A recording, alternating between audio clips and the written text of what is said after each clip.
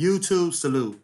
The year was 1852. In America, slavery had yet to be abolished. It was the antebellum era where slaveholders disallowed their human cattle from participating in 4th of July celebrations, and where even in free states, blacks were discouraged from attending. However, that year, a former slave was asked to address the Independence Day gathering commemorating the signing of the Declaration of Independence held at Rochester's Corinthian Hall. And on July 5, Frederick Douglass stepped on the stage and asked, "What to the slave is the 4th of July? The sunlight that brought life and healing to you has brought stripes of death to me. This 4th of July is yours, not mine. You may rejoice, I must mourn." Douglass told the mostly white audience, and he asked them, "Do you mean citizens to mock me by asking me to speak today?" The great orator continued with a stinging assessment of slavery and racial oppression.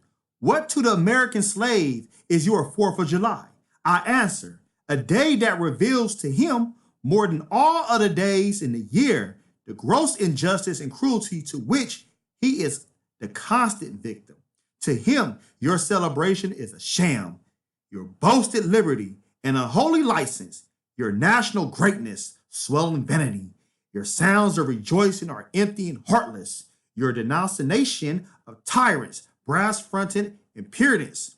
Your shouts of liberty and equality, hollow mockery. Your prayers and hymns, your sermons and thanksgivings. With all your religious parade, the psalmody are to him myrrh, bombast, fraud, deception, impedity, and hypocrisy, a thin veil to cover up crimes which would disgrace a nation of savages. There is not a nation on earth guilty of practices more shocking and bloody than are the people of the United States at this very hour. Douglas' skillful use of the second person to illustrate the challenge between freedoms and whites under the Declaration of Independence and Constitution and slavery undermine the usual Independence Day. It is a denunciation that has stood the test of time. In the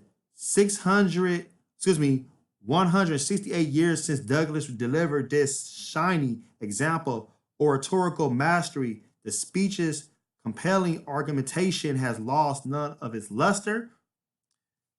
Douglas usually spent about half of the year traveling extensively and giving lectures addressing Americans' hostile racial climate. Even after slavery's yoke of tyranny was abolished in 1865, the famed abolitionist, orator, editor, statesman, author, and publisher would continue to speak out about social reforms until his death.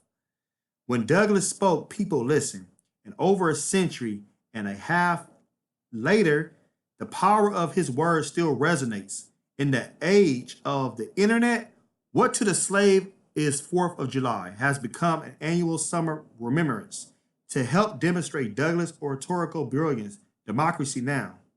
Featured James Earl Jones reading Frederick Douglass' famous 1852 Independence Day address, a part of the performance of Howard Zinn's Voice of a People's History in the United States.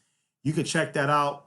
Google James Earl Jones, and he reads Frederick Douglass' speech. It's very powerful. I just wanted to talk to you about that because a lot of black people in America, African Americans, are celebrating 4th of July. I can't tell people what to do. I'm not judgmental, but you need to understand and know your history that ancestors, Africans, were enslaved during 1776. Even when slavery was abolished in 1865, we still was going through post-enslavement, black codes, Jim Crow. All those things still was going through. We still face racial oppression, economic castration. Nothing has stopped. It's just the times has changed with different eras and different names to go along with everything. So, appreciate you. Have a blessed day. Post your comments below. Host Smash Black Panther, the like button, subscribe to my channel. Click the bell icon to be notified when I upload new content and go live. You would like to support and donate to my channel, I have Venmo, CashApp, PayPal, Streamlabs. Everything's in the description. Till next time, peace.